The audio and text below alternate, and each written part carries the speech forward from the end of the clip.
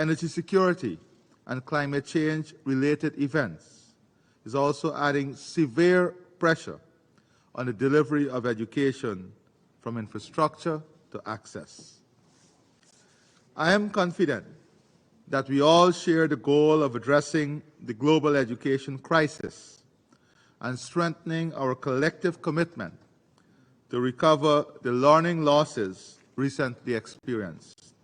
Surely, our commitments today will help revive progress towards the education-related sustainable development goals and reimagine education systems fit for in the future.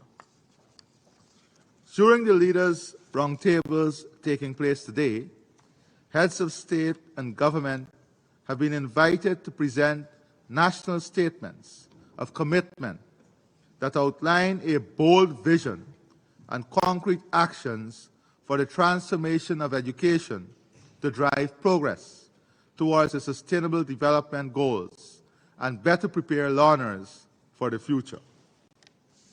Allow me at this point to deliver a statement in my national capacity.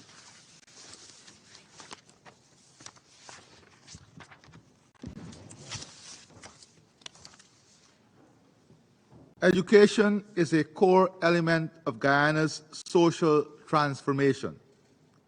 Investment in education are aimed at unlocking the potential of our students to help them realize their aspirations, while enhancing the repository of skills available for national development. Guyana commits to an inclusive education system, one that leaves no one behind. This entails narrowing access and attainment gaps by ensuring that every school-age child in regions is entitled to a primary and secondary education. Tertiary education will be provided free of cost by 2025. As part of our efforts to revamp the education system, the government will increase education expenditure to 20% of the national budget and 6% of the country's gross domestic product, thereby ensuring adequate and sustainable financing for education.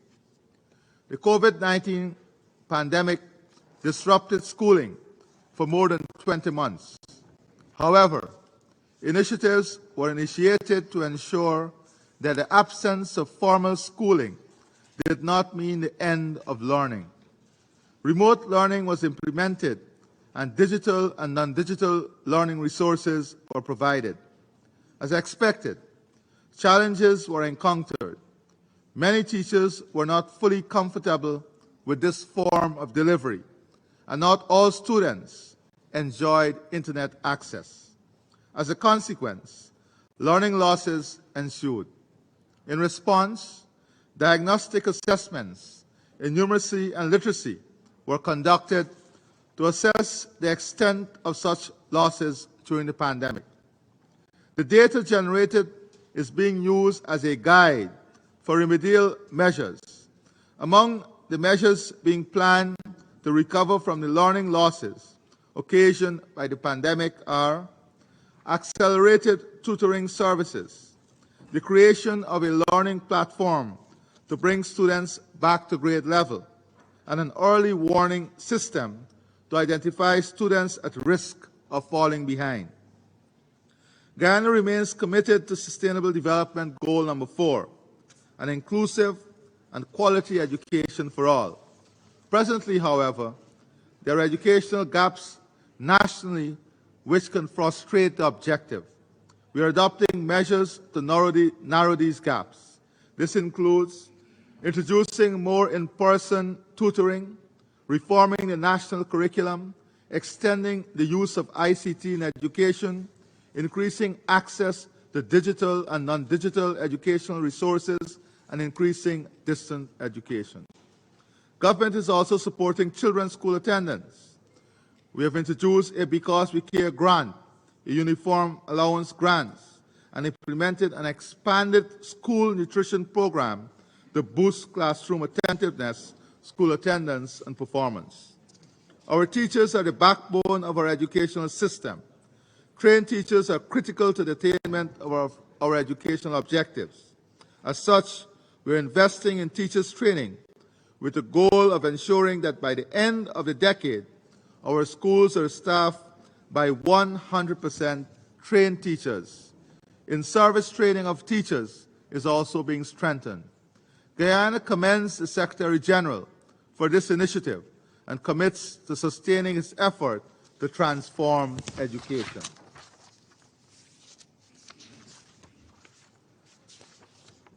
I thank you. Heads of states and government, Excellencies, ladies and gentlemen, we will now move to national statements from different leaders.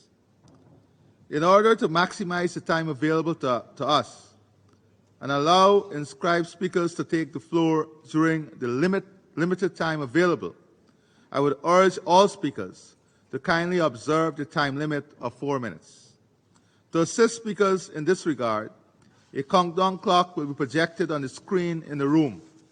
When the clock signifies that the 4 minutes have been exhausted, speakers are kindly requested to conclude their statements.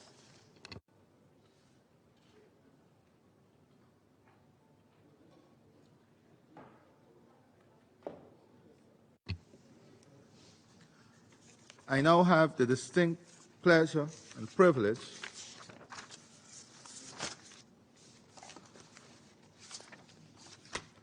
to introduce His Excellency Recep Tayyip Erdogan, the President of the Republic of Turkey, to make his statement.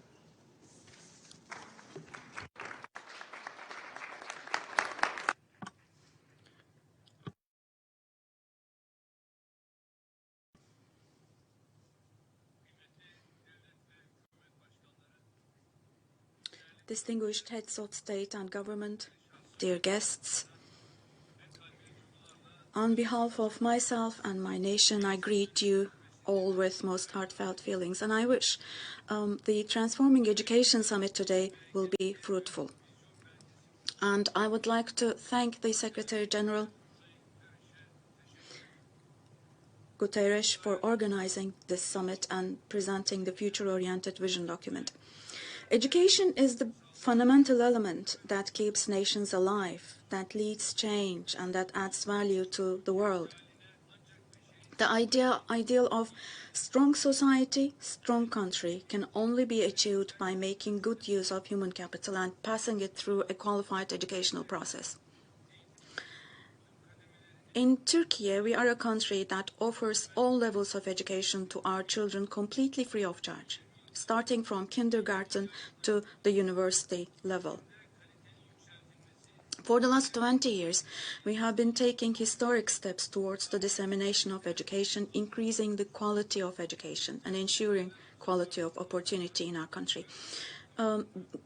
Meanwhile, we strive to strengthen our educational infrastructure in every area, from increasing the number of classrooms to teacher appointments, from free textbooks to helping families with limited economic conditions.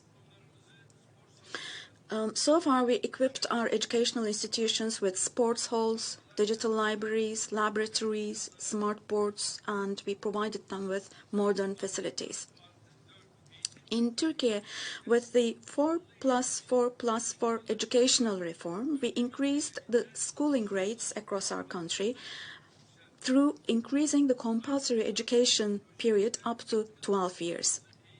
With our Let's Go Girls to School project, we increased the schooling rate above 90% by encouraging the education of our girls. Thanks to our preschool education campaign, we increased the enrollment of 5-year-old children from 78% up to 93%.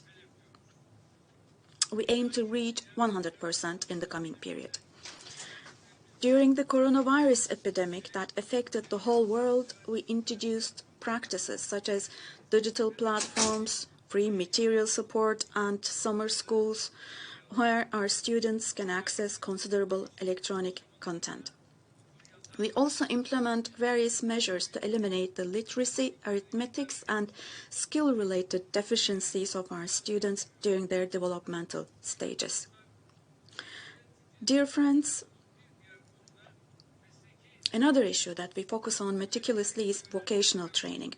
We establish close cooperation between our vocational educational institutions and our industrial zones with the approach of learning by producing. We launched international vocational and technical Anatolian high schools in order to share our experience in the field of vocational and technical education with other countries.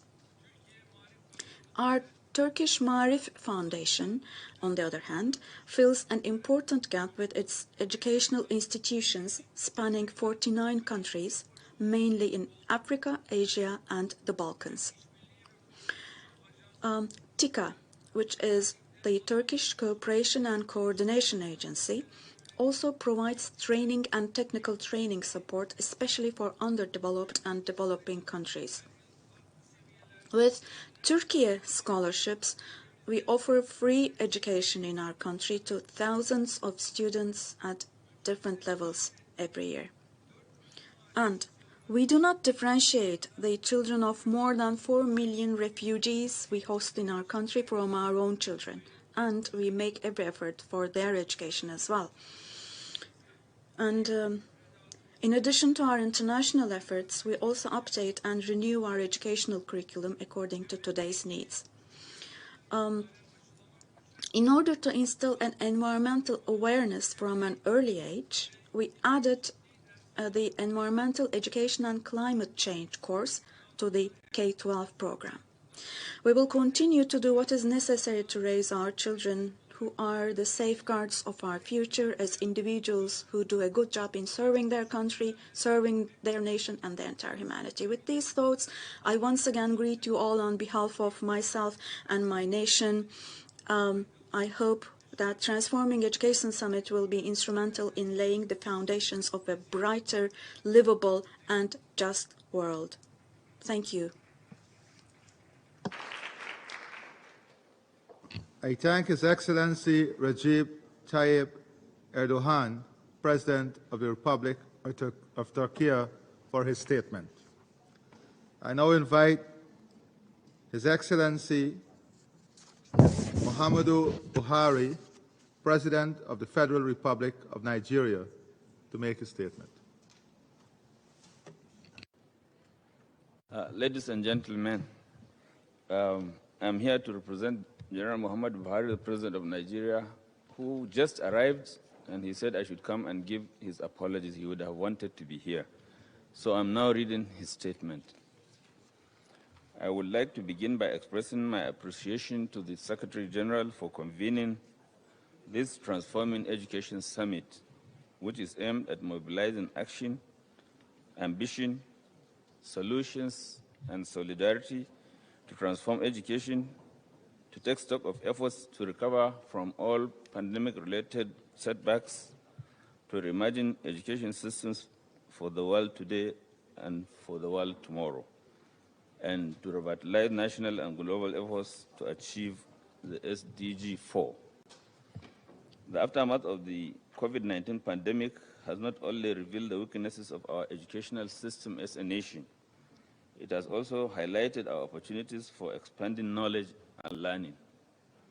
The impact of COVID-19 on children's access to school and learning was felt most significantly by poor children and by children living in rural areas due to government's inability to reach them with remote learning options on time. Some of the gains that were made in getting these marginalized children, particularly girls, into schools and ensuring that they remained there in spite of the pandemic. Despite the challenges, we have now put in place various mechanisms to return us back to the path of progress. We are efficiently leveraging digital transformation to reach children wherever they are through a combination of online, offline, and mobile solutions. Accordingly, the Federal Ministry of Education in Nigeria, in conjunction especially with UNICEF, recently launched the Nigeria Learning Passport to support pre-primary and secondary age learners with over 14,000 curricular mapped learning and instruction materials, as well as tailor-made training programs to integrate technology in classroom instruction. Mr. President, utilizing information technology as a teaching tool holds the promise of transforming and erasing the boundaries of learning, engineering how learning occurs in all places, but especially outside the classroom. There is no doubt that bridging the digital divide will offer Nigeria opportunities to expand learning, transform our educational system, even as we build an ecosystem of knowledge and a truly resilient society. Also, Nigeria is restoring trust with its people in order to provide safe learning environment and responsive services. That was why we were among the first to endorse the Safe School Declaration launched worldwide, while developing national policy on school safety and security. Nigeria also hosted the 4th International Conference on Safe Schools Declaration in partnership with the African Union, with Norway, with Spain, with Argentina, and with the Global Coalition to Protect Education from Attack. This took place in October 2021.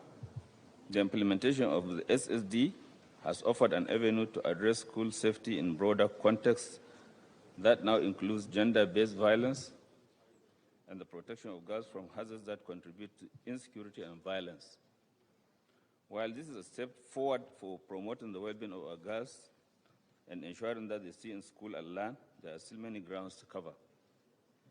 Nigeria has also demonstrated its commitment towards strengthening learning outcomes, accelerating skills development by implementing cash transfer programs, dedicating special statutory funds for universal basic education and special programs, prioritizing the scaling up of play-based early childhood education, as well as foundational literacy and numeracy programs.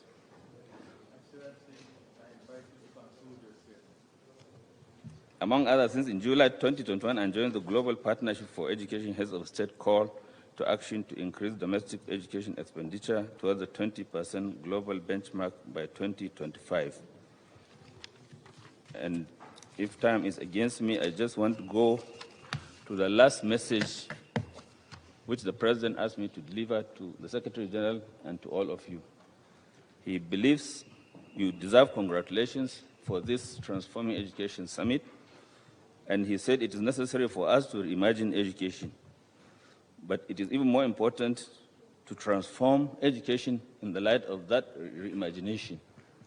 But most of all, it is most important that we do something about it. Thank you very much. Excellency, I thank you for your statement. I now give the floor to His Excellency Alejandro Guillamete Fala, President of Guatemala.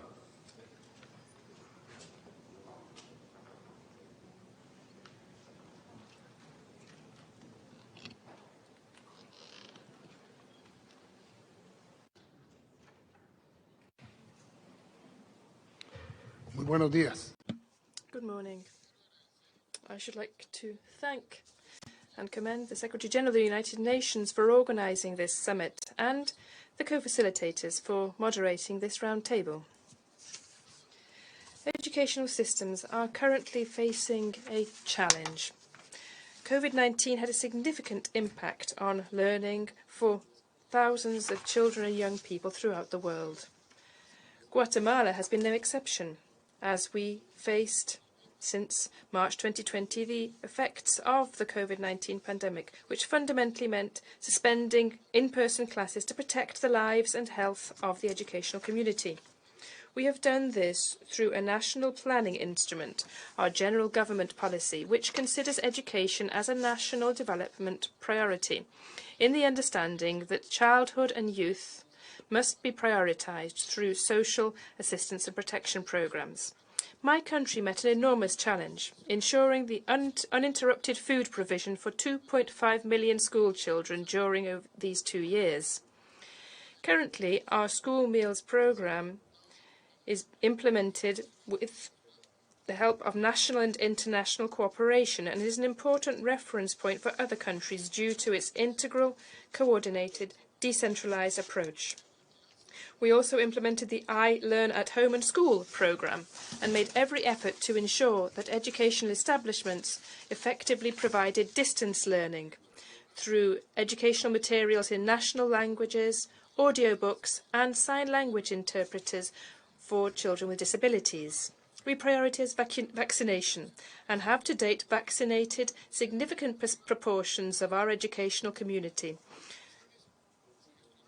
They are fully vaccinated. We also organised vaccination for minors so that they could go back to school in person in 2022. In line with the government's general policy, we have established health plans and made progress in issuing school medical insurance to parents with children in nursery and primary levels. In the context of the global crisis, Guatemala achieved a milestone during the 2021 school year where registration in schools increased by over 135,000 students between 4 and 12 years, thus achieving total coverage for 2.6 million. The educational system in Guatemala did not grind to a halt. My country is made up of 4 peoples, Maya, Garifuna, Xinca and Ladino. And the Education Ministry in Guatemala continues to respond to this diversity with relevant educational material in context for the various cultures and idiom and languages. The drive towards technical training, higher education and vocational education, as well as extracurricular education, means that we must continue to be creative so as to continue to transform our education system.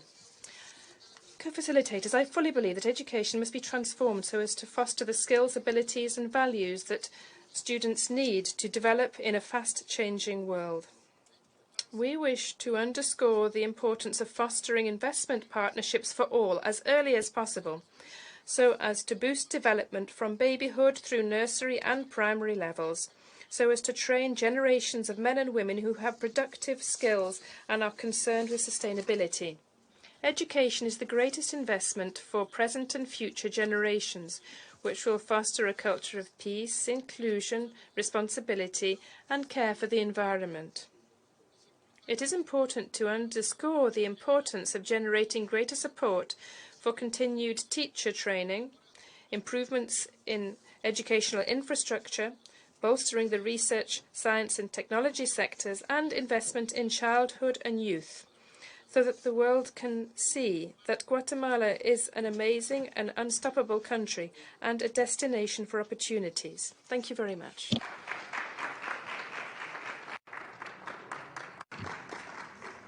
I thank His Excellency Alejandro Yamete Fala, President of the Republic of Guatemala, for his statement. We will now give the floor to His Excellency Los Warner Johannes, President of Romania, who will present his statement virtually. Mr. President of the General Assembly, Mr. Secretary General, Excellencies, ladies and gentlemen, as the impact of the COVID-19 pandemic slowly recedes, giving way to new and difficult global challenges, we need to decide upon policies that are required to heal the world. Our work today should pave the way for better global governance. A key dimension in this endeavor is building a sustainable future. This is, of course, highly dependent on quality, inclusive education.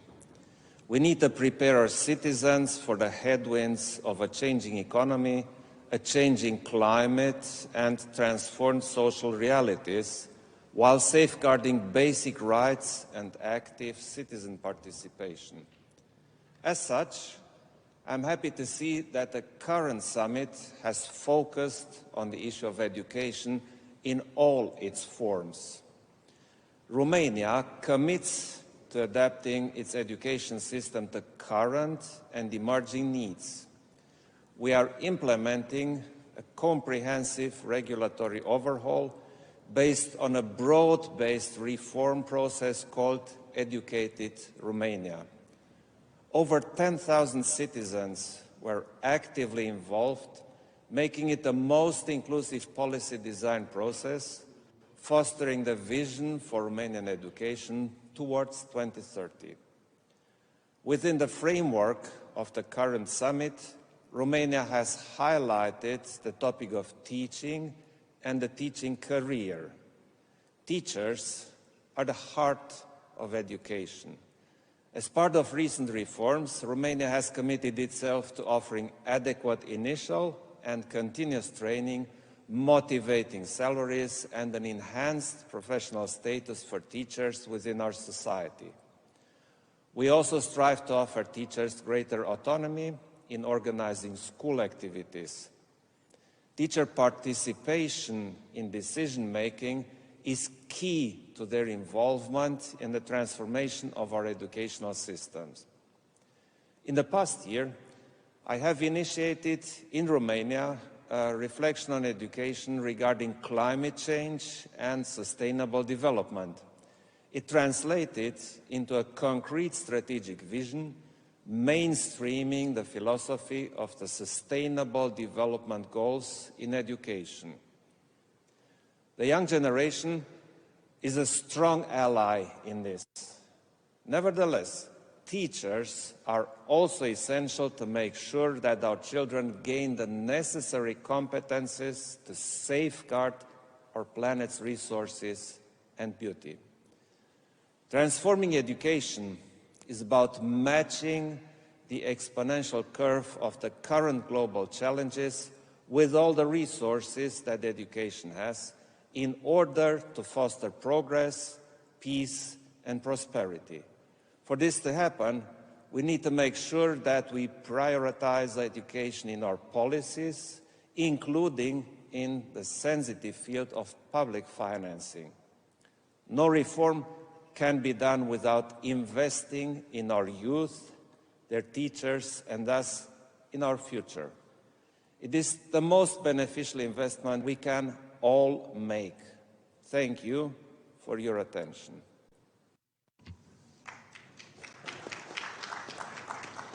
I thank His Excellency Klaus Werner Johannes, President of Romania, for his statement. I now give the floor to His Excellency Hakan Inde Hichilema, President of the Republic of Zambia. Your Excellency, Secretary General of the UN, Your Excellencies, Heads of Government and State, distinguished ladies and gentlemen, we wish to appreciate this opportunity we've been given to share our agenda for education in our country. And we want to confirm that in 1 year alone, we have employed over 30,000 teachers. Over 30,000 teachers in this year, 2022, which is well over 25% of the total number of teachers in public schools in our country. And we are determined to improve the teacher-pupil ratio as is agreed internationally by those standards. This is aimed at improving the quality of teaching and learning, of course, enhanced foundation for learning, very important skills for life acquisition, equally important skills for a changing world workplace, if I may say, education for sustainable development. Our government is implementing other interventions to make education meaningful, effective, and relevant to our needs in our country and obviously beyond our country. And these measures include keeping the girl child in school longer, and of course the boy child. School feeding program, not just for food, but for improved nutrition as well. Expansion of bursary support to the kids that are not able to manage that in terms of parents. But also more fundamentally, to provide free education from early learning stage to secondary education. And since we implemented this program this year alone, we've seen kids well over 1 million going to school who were out of school just years back.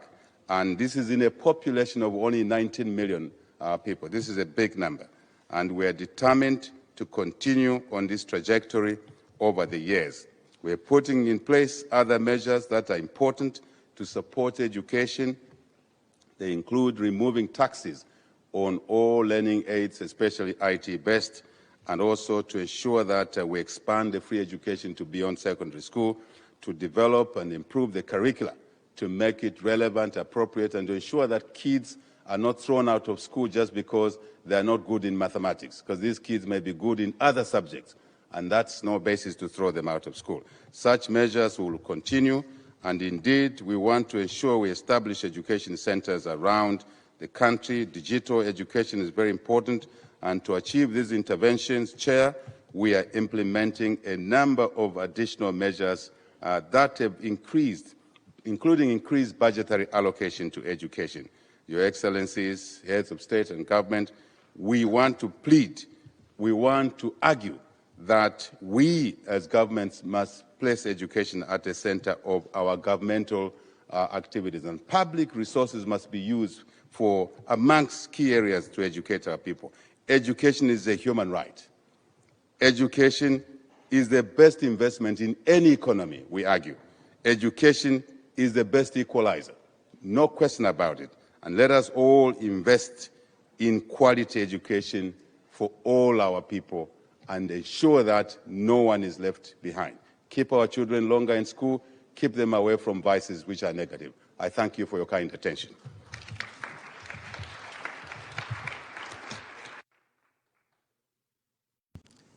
I thank His Excellency Hakainde Hichilema, President of the Republic of Zambia, for his statement.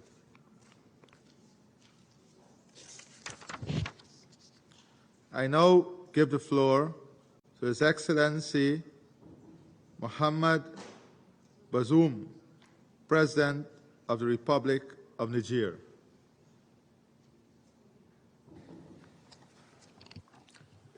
Merci, Monsieur le Président. Thank you, Mr. President, ladies and gentlemen, heads of state, ladies and gentlemen. I too would like to commend the UN Secretary General's initiative to give us this opportunity to have an exchange on the education system and conditions for its transformation. As regards the Republic of Niger, the main priorities that we have envisaged in order to transform schools are to improve the access to good quality education in line with the needs of society. The aim for us is to build the foundations of a basis of a system where the graduates are able to integrate economically and socially. The main focus is to improve access and equity, to improve the quality of learning, and also to ensure that education continues in emergency situations in the context of our country, in the Sahel that is struck by terrorism. Ladies and gentlemen, the success of the education system depends on citizens taking ownership of it.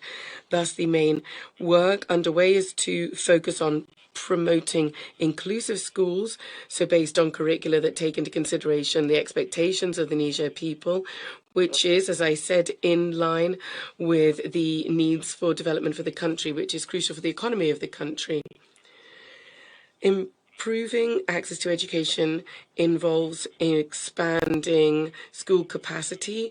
This involves building school buildings, something that is a real issue for us and something that we're trying to address is to ensure that classrooms be built sustainably and durably to create an environment that is propitious for children to learn and to thrive in those classrooms. poverty and food insecurity are flagged as major obstacles to education, in particular for girls in rural areas.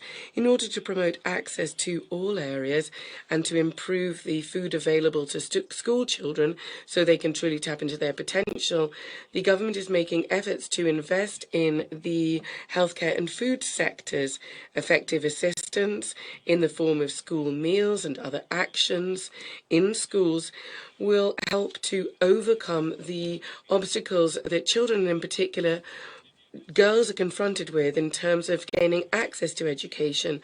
This thus will help to support the development of women in the workforce. In order to develop infrastructure, we are wanting to build 350 classrooms over the next 5 years. In terms of lifelong learning and work and skills acquisition, other reforms are necessary to modernize this sector and the vocational training sector in particular.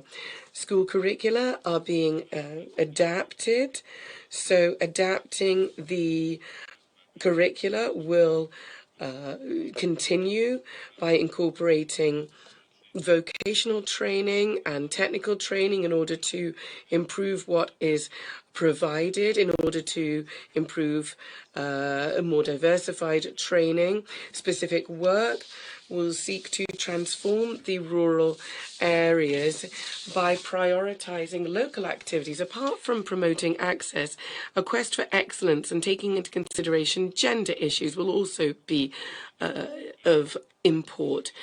Given the fact that 2/3 of our population is under 25 years old, the digital sphere must be key. We have launched a youth participation platform. There are 150 multi-service digital centres. This will help children gain access to information and promote digital inclusion. It will help training programs and will strengthen the capacity for the employability and entrepreneurial skills of young people. Focusing on teachers themselves will help to professionalize the role of teachers by improving their initial training and by bolstering in-house and ongoing training. The ultimate aim is to train good quality teachers who are thought well of. Other achievements seek to make the careers of teachers more stable by ensuring they can be recruited as public servants. And that is, in a nutshell, some of the major areas that we are seeking to focus on in order to promote good quality education. Thank you very much. I thank His Excellency Mohamed Bazoum, President of the Republic of Niger, for his statement.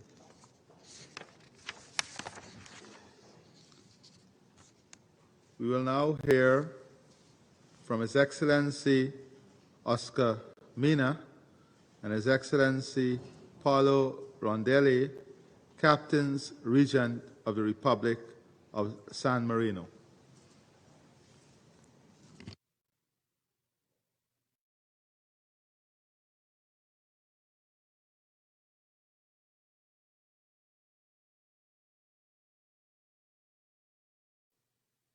Excellences, Mesdames et Messieurs. Excellencies, ladies and gentlemen, the educational and training systems of the entire world were dealt a heavy blow over the past few years because of a public health crisis that struck 1.6 billion school children and that only recently abated. In the information and knowledge society, the role of school is complex to ensure the success of learning and to pursue the objectives of personal development for all children, to respect the right of all citizens to equality and diversity. In consequence, the priorities of school are currently being redefined as regards knowledge acquisition and skills development, as well as helping children socialize. Over recent years, achieving these objectives has been particularly difficult.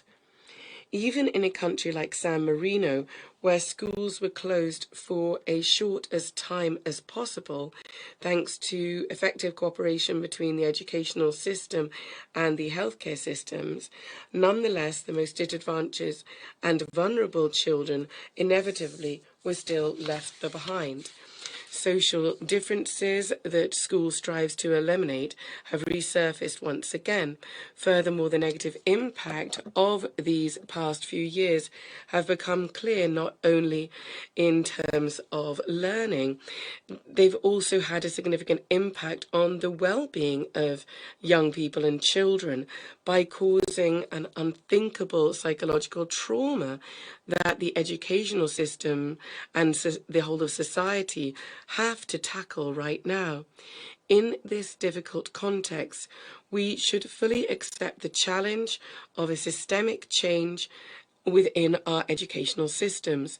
In the Republic of San Marino, we've already started an important process to update school curricula and to recruit teachers, modifying both their initial training and their ongoing training. Building inclusive learning environments for over 20 years. Integration has already contained some of the elements characterizing the current inclusive perspective in its most qualified forms, which can be summarized in the desire to put everyone in a position to fruitful attend school by providing appropriate environments and interventions. Today, learning in schools increasingly lies the ability to organize and interconnect knowledge in a complex view of culture through competence-oriented training processes. An interdisciplinary approach to curricula is needed with epistemological, scientific, pedagogical, didactic, and ethical social elements. For this reason, San Marino has launched a new proposal for curricular indications, choosing two integrated approaches. The first approach proposes that teachers of the individual subject should adopt planning models enhancing the links among the knowledge items covered, and this can be facilitated by adopting competence targets. The second approach identifies two specific areas, namely citizenship competences and digital competences, which are planned by the school community. In particular, in the vertical curriculum from 0 to 18 years of age of citizenship education, topics concerning fundamental aspects of democratic societies, such as education for sustainable development, for gender education, cultural diversity, human rights, global citizenship, cultural peace and nonviolence, are integrated and addressed through an interdisciplinary approach. In addressing the above-mentioned topics, San Marino schools favor experiences of active citizenship in which students assumed direct responsibility, thus creating forms of school democracy that stimulates individuals and groups to become protagonists. Therefore, the role of teachers in San Marino communities is fundamental. Only through their skills and training can schools benefit from widespread credibility and educational legitimacy. For this reason, teachers need both individual and collective skills. San Marino is determined to immediately pursue these objectives. Thank you for your attention.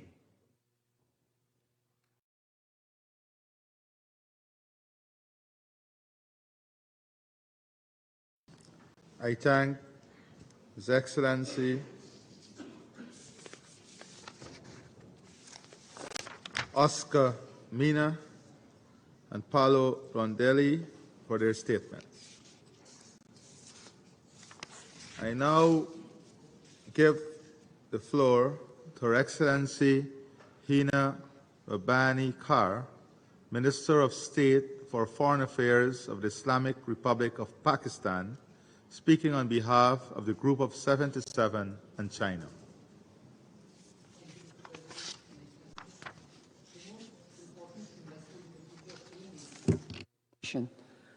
It is our collective responsibility to create a peaceful and inclusive world where every child, without discrimination, has equitable access to basic quality education. This is only possible if we comprehensively address the grave issues our education systems face today.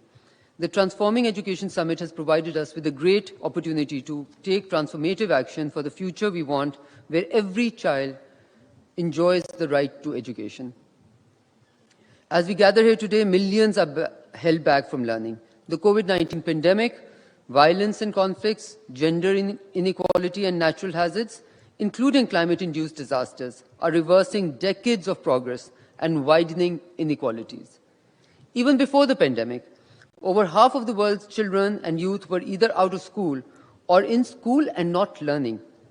During the pandemic, the education of over 1.6 billion children and youth, nearly the entire world's population, was disrupted at an unprecedented scale and speed. The worst impact has been felt in the developing world. Excellencies, to transform education, we have to first identify and understand the causal factors preventing progress towards education systems which are truly inclusive and equitable.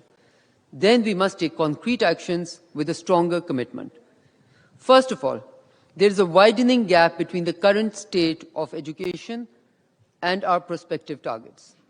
To truly transform education, there is an urgent need to garner political will, international solidarity and leadership in order to implement high-impact and evidence-based interventions to deliver transformative education for all.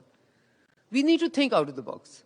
To truly address the learning crisis, there is a need to take a holistic view and go beyond tackling it in isolation. Until the issues of extreme poverty, food insecurity, and financial volatility are not addressed, our efforts will not yield optimum results. We must enable the developing countries to eradicate poverty and hunger and achieve all the SDGs through the mobilization of adequate financing, capacity building, technology access, and more equitable structures of trade, investment, and finance. Second, inclusion and transformation of education must ensure that we prioritize education as a fundamental pillar of policy at all levels. In our way forward, the role of member states would remain central, both at domestic level and in considering and discussing through intergovernmental processes, global initiatives, and instruments to transform education. Third, digital connectivity and access to digital tools and equipment are now an essential stepping stone towards an effective and modern education experience. Tens of millions in the developing world, especially children, are offline and without requisite hardware and software to avail of digital education opportunities.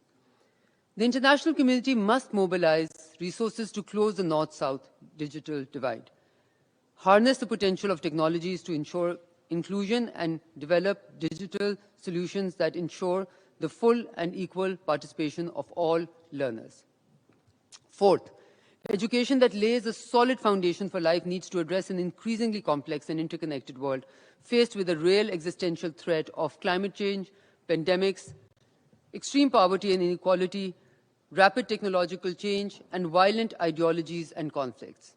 69% of employers worldwide struggle to find the skilled workers they need, highlighting the urgency to close the widening skills mismatches. There is a need to expand demand-driven, industry-responsive, and rights-based education and training system that enable an ecologically sustainable transition and continuous reskilling and upskilling for rapidly changing economies affected by digitization, the shift to a low-carbon economy, and other mega drivers of change in our economies and societies. Fifth, teachers and educators are key partners in this transformation. The transformation of education requires that teachers and educators be well-trained, professionally qualified, and supported within well-resourced and efficiently governed systems. Sixth, there's an urgent need to take affirmative measures at the national, regional, and international level to ensure quality education for girls and adopt and strengthen sound policies for the empowerment of all women and girls at all levels. Seventh, efforts should be made to prevent the disruption of education and school closures during conflicts and post-conflict solutions. Finally, financing is critical in bridging the digital and resource divide. Even before the pandemic, low and middle-income countries faced an education funding gap of $1.5 trillion a year. This gap has now grown enormously. Increasing the volume and quality of education financing, particularly in developing countries, is key to tackling this crisis. We welcome the developing innovative financing vehicles and smart approaches which multiply available resources for financing. It is critical that education is an important part of international solidarity efforts, from debt management, concessional finance, and stimulus packages to global humanitarian appeals, redistribution of new SDRs, and fulfillment of official development assistance. I thank you. I thank Her Excellency Hina Rabbani Kar, Minister of State for Foreign Affairs, for her statement. Today we have heard from numerous heads on various issues surrounding the topic transforming education. We have heard suggestions and solutions, including and pointing to actions required, which include inequality, addressing the issue of inequality, financing, poverty, food security, climate change, energy security, technology, human resource development, capacity building, curriculum reform, removal of biases, inclusion, prioritizing education in public policy, and addressing cultural barriers. Those are some of the themes that surrounded the various messages we heard today from the countries that participated. Excellencies, distinguished delegates, we have thus heard from the last speaker for this roundtable. I would like to express my appreciation to all heads of state and government for their statements of national commitment. The next Leaders Roundtable will begin at 3 p.m. in this chamber. The roundtable is now concluded. This meeting is adjourned.